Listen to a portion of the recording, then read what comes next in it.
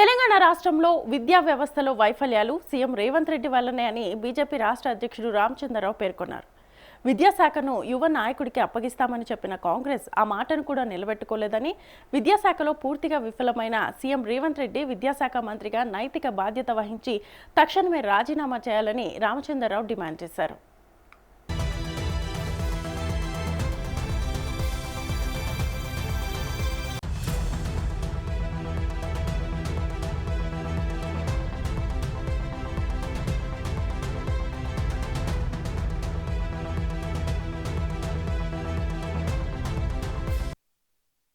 కాంగ్రెస్ ప్రభుత్వ వైఫల్యాలు, నెరవేర్చని హామీల నుంచి జంజీ యువత దృష్టిని మళ్లించడానికే ముఖ్యమంత్రి రేవంత్ రెడ్డి ఎన్నికల్లో పోటీ చేసే కనీస వయస్సును 25 నుంచి 21 ఏళ్లకు తగ్గించాలనే కొత్త ప్రతిపాదనను తెరమీదికి తీసుకొచ్చారని బీజేపీ తెలంగాణ రాష్ట్ర అధ్యక్షుడు రామచంద్రరావు విమర్శించారు. రాజ్యాంగ నిర్మాతలు, ముఖ్యంగా డాక్టర్ బిఆర్ అంబేద్కర్ శాసనసభ్యుడికి అనుభవం అవసరమనే దూరదృష్టితోనే 25 ఏళ్ల వయసును నిర్ణయించారని అన్నారు.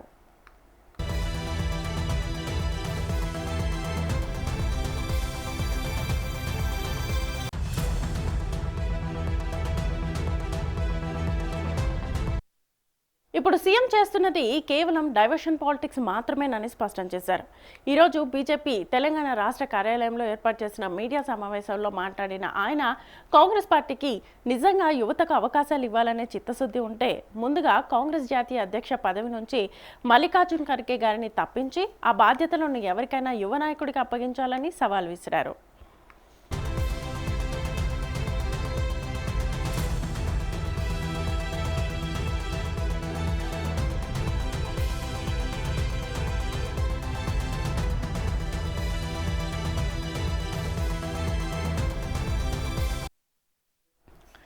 మరోవైపు రాష్ట్రంలో కాంగ్రెస్ ప్రభుత్వం ఏర్పాటై 2.5 ఏళ్లు పూర్తవుతున్న తరుణంలో నూతనంగా విస్తరించే కేబినెట్లో తనలాంటి యువ ఎమ్మెల్యేలకు సముచిత స్థానం కల్పించాలని ఆయన అభిప్రాయపడ్డారు.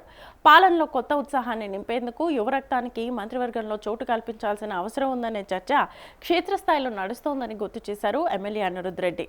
బహుశా జంజీ ఉద్యమాలు జరుగుతున్నాయి కాబట్టి తనను జన్సీ ఖాతాలో వేసుకోవాలని ఆయన చెబుతున్నట్లుగా ఉందని పలువురు అభిప్రాయం వ్యక్తం చేస్తున్నారు.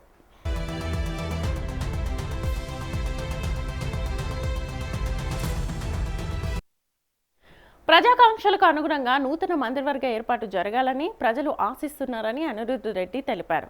క్షేత్రస్థాయిలో నిరంతరం ప్రజలతో మమేకమవుతూ యువత ఎదుర్కొంటున్న సమస్యలపై పోరాడే యువ నాయకులను మంత్రులుగా చూడాలని తమ నియోజకవర్గాల ప్రజలతో పాటు రాష్ట్ర యువత కోరుకుంటోందని స్పష్టం చేశారు. పాలనలో మరింత వేగం పెంచేందుకు సంక్షేమ పథకాలను క్షేత్రస్థాయికి సమర్థవంతంగా తీసుకెళ్లేందుకు యువ నాయకత్వం ఉపయోగపడుతుందని పేర్కొన్నారు.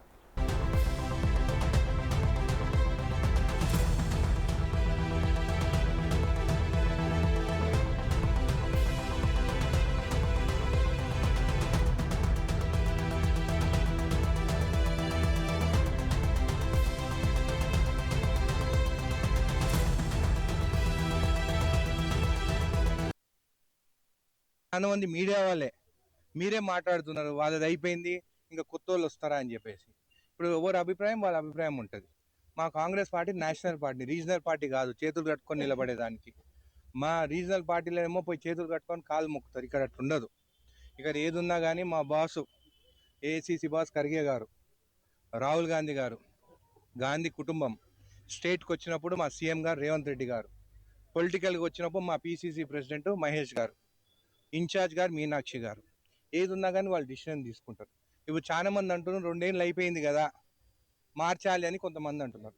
పాపం వీళ్ళందరూ ఎమ్మెల్యే క్యాండిడేట్స్ ఉన్నారు, దాంట్లో ఎమ్మెల్యే టికెట్ కోసం ట్రై చేసిన వాళ్ళకి నా అభిప్రాయం ఏంటంటే వాళ్ళని కూడా కంటిన్యూ చేస్తే వాళ్ళనే బాగుంటుంది అని చెప్పేసి నా అభిప్రాయం. ఇంకా కొంతమంది అంటున్నారు మళ్ళీ వాళ్ళ 2 ఏళ్ళు అయిపోయింది కదా వాళ్ళని మారుస్తా అంటున్నారు కదా, మళ్ళీ మినిస్టర్లది కూడా 2 ఏళ్ళు అయిపోయింది కదా మళ్ళీ వాళ్ళని కూడా మారుస్తారా అని కూడా అంటున్నారు. అదే ఎమ్మెల్యే నా అభిప్రాయం నేను కూడా చెప్పొచ్చు. యంగ్స్టర్స్ ఉన్నారు, ఇంజనీరింగ్ చదువుకున్న వాళ్ళు ఉన్నాము, డాక్టర్స్ ఉన్నారు, మాకు కూడా కొత్త వాళ్ళకి అవకాశం ఇస్తాం, కొత్త కూడా పనిచేస్తాం. ఎందుకంటే ఇప్పుడు అంతా జనరేషన్ జీ వచ్చింది. సో ఇవన్నీ మా అభిప్రాయాలు. కానీ ఏదున్నా కానీ boss is our AICC.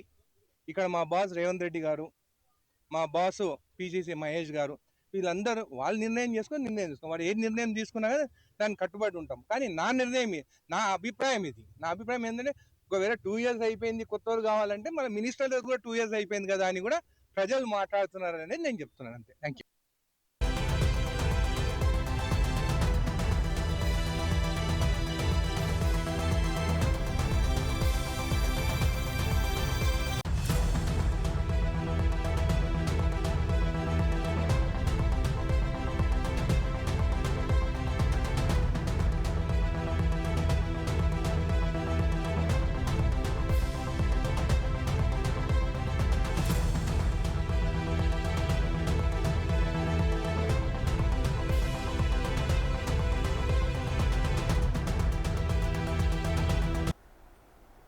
Right, ఇదే అంశానికి సంబంధించి ఫుల్ డీటెయిల్స్ మా ప్రతినిధి ప్రభాకర్ అడిగి తెలుసుకుందాం. ప్రభాకర్.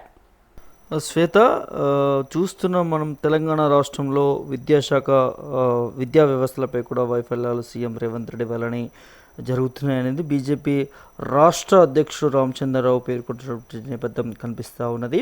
విద్యాశాఖను యువ నాయకుడికి అప్పగించాలనేది కాంగ్రెస్ మాటను కూడా నిలబెట్టుకోవాలనేది, గతంలో చెప్పిన మాటను నిలబెట్టుకోవాలనే దాని మీద కూడా మాట్లాడినట్టుగా తెలుస్తూ ఉన్నది. అయితే విద్యాశాఖలో పూర్తిగా విఫలమైనటువంటి సీఎం రేవంత్ రెడ్డి విద్యాశాఖ మంత్రిగా నైతిక బాధ్యత వహించేటటువంటి తక్షణమే రాజీనామా చేయాలనేది రామచంద్రరావు డిమాండ్ చేసినటువంటి పరిస్థితి కూడా కనిపిస్తూ ఉన్నది. అయితే కాంగ్రెస్ ప్రభుత్వ వైఫల్యాలను నెరవేర్చిన హామీల నుంచి జెన్జీ యువత దృష్టిని మళ్లించడానికి ముఖ్యమంత్రి రేవంత్ రెడ్డి ఎన్నికల్లో పోటీ చేసి కనీస వయసుని 25 నుంచి 21 ఏళ్ళకు కూడా తగ్గించాలనే దాన్ని కూడా కొత్త ప్రతిపాదికను తెరపైకి తెచ్చారనేది బీజేపీ తెలంగాణ రాష్ట్ర అధ్యక్షులు రామచంద్రరావు విమర్శించినటువంటి నేపథ్యం కనిపిస్తూ ఉన్నది. రాజ్యాంగ నిర్మాతలు ముఖ్యంగా డాక్టర్ బిఆర్ అంబేద్కర్ శాసనసభ్యుడికి సంబంధించినటువంటి అనుభవం అవసరమనే దృష్టితోని 25 ఏళ్ళ వయసును నిర్ణయించారనే దాని మీద కూడా డాక్టర్ బిఆర్ అంబేద్కర్ నిర్వహించినటువంటి రాజ్యాంగాన్ని కూడా గుర్తు చేస్తూ మాట్లాడినటువంటి నేపథ్యం కూడా కనిపిస్తూ ఉన్నది. అయితే ఇప్పుడు సీఎం చేస్తున్న కేవలం డైవర్షన్ పాలిటిక్స్ మాత్రమేనని స్పష్టం చేశారు. ఈరోజు బీజేపీ తెలంగాణ రాష్ట్ర కార్యాలయంలో కూడా వారు మాట్లాడినటువంటి నేపథ్యం కనిపించింది. యువతకి అవకాశాలు ఇవ్వాలనే చిత్తశుద్ధి ఉంటే ముందుగా కాంగ్రెస్ జాతీయ అధ్యక్ష పదవి నుండి కూడా మల్లికార్జున ఖర్గే గారిని తప్పించి ఆ బాధ్యతలను ఎవరికైనా కూడా యువ నాయకుడికి అప్పగించాలనే దాన్ని కూడా సవాల్ విసిరినటువంటి నేపథ్యం కనిపిస్తూ ఉన్నది. అయితే మరోవైపు రాష్ట్రంలో కాంగ్రెస్ ప్రభుత్వం ఏర్పాటై 2.5 ఏళ్ళు పూర్తవుతున్నటువంటి తరుణంలో కూడా నూతనంగా విస్తరించే క్యాబినెట్ తన లాంటి యువ ఎమ్మెల్యేలకు సముచిత స్థానం కల్పించాలనే దాని మీద కూడా అభిప్రాయపడ్డట్టుగా తెలుస్తూ ఉన్నది.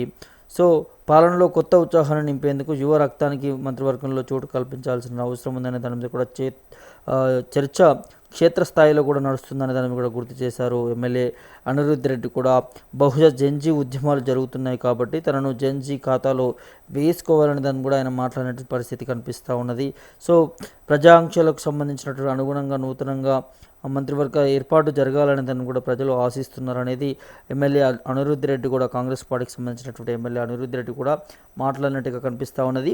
క్షేత్రస్థాయిలో కూడా నిరంతరం ప్రజలతో మమేకమవుతూ యువత ఎదుర్కొంటున్నటువంటి సమస్యలపై పోరాడే యువ నాయకులను మంత్రులుగా చూడాలనేది తమ నియోజకవర్గ ప్రజలతో పాటు రాష్ట్ర యువత కోరుకుంటుందనేది అధిష్టానానికి స్పష్టం చేసిన పరిస్థితి కనిపిస్తూ ఉన్నది. పాలనలో మరింత వేగం పెంచేందుకు సంక్షేమ పథకాలను క్షేత్రస్థాయికి కూడా సమర్థవంతంగా తీసుకెళ్లేందుకు యువ నాయకత్వం అంతా కూడా ఉపయోగపడిందనే దాని కూడా అనిరుద్ధ్ రెడ్డి మాట్లాడినటువంటి నేపథ్యం కనిపిస్తూ ఉన్నది. ఇక దాంతోపాటు కాంగ్రెస్ పార్టీకి బీజేపీ నేతలు కూడా ఒక కీలక డిమాండ్ కూడా చేస్తున్న పరిస్థితి కనిపించింది. ఎమ్మెల్యే పాలకుర్తి నియోజకవర్గ ఎమ్మెల్యే యశస్విని రెడ్డిని విద్యాశాఖ మంత్రి చేయాలనే దాని మీద కూడా బీజేపీ నాయకులు డిమాండ్ చేస్తున్న పరిస్థితి కనిపిస్తూ ఉంది. యువకులకి ఇవ్వాలి అనుకున్నప్పుడు మరి యశస్విని రెడ్డికి విద్యాశాఖ మంత్రిని కేటాయించాలి. చదువుకున్నటువంటి ఎమ్మెల్యే, అతి తక్కువ చిన్న వయసులోనే మరి గెలుపొందినటువంటి ఎమ్మెల్యే కాబట్టి ఇట్లాంటి వాళ్ళకి ఇస్తే ఆ విద్యాశాఖని మరింత పటిష్టం చేస్తారు అనే దాని మీద కూడా బీజేపీ నాయకులు మాట్లాడుతున్న పరిస్థితి కనిపిస్తూ ఉంది. ఇప్పుడు ఈ అంశం మీద కూడా రాష్ట్ర వ్యాప్తంగా చర్చ జరుగుతూ ఉంది. బీజేపీ నాయకులకు ఎందుకు యశస్విని రెడ్డి విద్యాశాఖ మంత్రిని చేయాలి అని అనుకుంటున్నారు అనే దాన్ని కూడా, దాని వెనకాల ఉన్నటువంటి ఆంతర్యాలు ఏంటి అనే దాని మీద కూడా రాష్ట్ర వ్యాప్తంగా కూడా ఈ వ్యాఖ్యలపైన కూడా చర్చనీయాంశంగా మారుతుందని చెప్పుకోవచ్చు. మొదటిసారిగా ఇట్లా ఒక ఎమ్మెల్యేని చూపించి వారి మంత్రి ఇవ్వాలి అనే దాన్ని కూడా, దట్టు బీజేపీలో ఉన్నటువంటి నాయకులు మాట్లాడడం ఏంటి అనే దాన్ని కూడా సో చాలా వరకు కూడా దీని మీదనే చర్చ జరుగుతూ ఉన్నది. మాట్లాడితే కాంగ్రెస్ పార్టీలో ఉన్నటువంటి సీనియర్ నాయకులు కావచ్చు, లేకపోతే తోటి నియోజకవర్గ ఎమ్మెల్యేలు, సహచర మంత్రులు కావచ్చు, ఎమ్మెల్యేలు కావచ్చు, వారు మాట్లాడినా కూడా ఒక విధంగా ఉంటుంది. కానీ పక్క పార్టీ అంటే ఉప్పు దాని లెక్క ఇప్పటికీ బీజేపీ కాంగ్రెస్ వాళ్ళు ఉంటారు. మాటకు విమర్శించుకుంటున్నటువంటి పార్టీల మధ్య ఇవాళ యశస్విని రెడ్డి పేరు తీసి తనకి విద్యాశాఖ మంత్రి ఇవ్వడం పైన కూడా కొంత కాంగ్రెస్లో ఉన్నటువంటి సీనియర్ నాయకులు కూడా కొంత గందరగోళానికి గురవుతూ ఉన్నారు. సో ఎన్నో ఏళ్ల తరబడి నుంచి కూడా కాంగ్రెస్ పార్టీలో ఉన్నాం మేము, కాంగ్రెస్ పార్టీ కోసం మేము శ్రమించాము, పార్టీని అధికారంలోకి తీసుకురావడానికి కూడా అహర్నిశలు కష్టపడేటటువంటి కరడు కట్టినటువంటి కార్యకర్తలు కూడా ఉన్నారు. సో అట్లాంటి పేర్లు వినిపించకుండా ఇప్పుడు కొత్తగా ఎన్నికైనటువంటి ఎమ్మెల్యే దట్టు 21-25 ఏళ్ళు లోపల ఉన్నటువంటి ఒక ఎమ్మెల్యే పేరు వినిపించడం దానిపైన కూడా కాంగ్రెస్లో ఉన్నటువంటి మంత్రి పదవుల మీద ఆశలు ఉన్నటువంటి చాలా వారందరూ కూడా ఒక్కసారిగా అవాక్కైతున్నటువంటి పరిస్థితులు కనిపిస్తూ ఉన్నాయి. కొంత గందరగోళానికి గురవుతూ ఉన్నారు. వెంటనే ముఖ్యమంత్రి రేవంత్ రెడ్డికి, అదేవిధంగా కాంగ్రెస్ పార్టీకి సంబంధించినటువంటి నేతలతో కూడా సంప్రదింపులు చేస్తున్నటువంటి పరిస్థితులు కూడా కనిపిస్తూ ఉన్నాయి. ఇంకోవైపు నుంచి అనిరుద్ధ్ రెడ్డి కూడా తనకి డైరెక్ట్గా మంత్రి పదవి ఇవ్వాలి, తనను కూడా జెన్జీలోకి చేర్చుకోవాలి అనేదాన్ని కూడా తను కూడా కామెంట్ చేయడం దానిపైన కూడా కొంత ఆసక్తికరంగా మారిందని చెప్పుకోవచ్చు. ఇంకా ఎప్పుడు ఆ 3 శాఖలకు సంబంధించినటువంటి మంత్రి పదవులను కేటాయిస్తారు, మంత్రివర్గ విస్తరణ ఉంటుంది అనే దాని మీద కూడా చర్చనీయాంశంగా మారుతూ ఉన్నది. దాదాపు 2.5 ఏళ్ళు పూర్తి అయిపోయినా కూడా ఇప్పటివరకు కూడా విద్యాశాఖ మంత్రిని నియమించకపోవడం, అదేవిధంగా హోంశాఖ మంత్రిని నియమించకపోవడం, ఇటు పురపాలక శాఖ మంత్రిగా కూడా ముఖ్యమంత్రి ఉన్నాడు. సో ఇట్లా 3 శాఖలకు సంబంధించి కూడా ఇప్పటివరకు మంత్రులు లేకపోవడం వల్ల కూడా ఆ శాఖలకు సంబంధించి ఎంతో సమస్యలు తలెత్తుతూ ఉన్నాయి. సో ఆ శాఖకి మంత్రిని కేటాయిస్తేనే బాగుంటుంది అనే దాన్ని కూడా సో అటు కాంగ్రెస్ పార్టీలో ఉన్నటువంటి నాయకులు మాట్లాడుకుంటున్నారు, ఇటు ప్రతిపక్షం, ప్రజలు, యువత అందరూ కూడా కోరుకుంటున్నారు అన్న దాన్ని కూడా ఈ నేపథ్యంలో గుర్తు చేస్తూ ఉన్నారు బీజేపీ నాయకులు. సో చూడాలి మరి కాంగ్రెస్ పార్టీ అధిష్టానం ఎవరికి ఇస్తుంది. చాలామంది ఆశావాహులు ఉన్నారు మంత్రి పదవుల కోసం.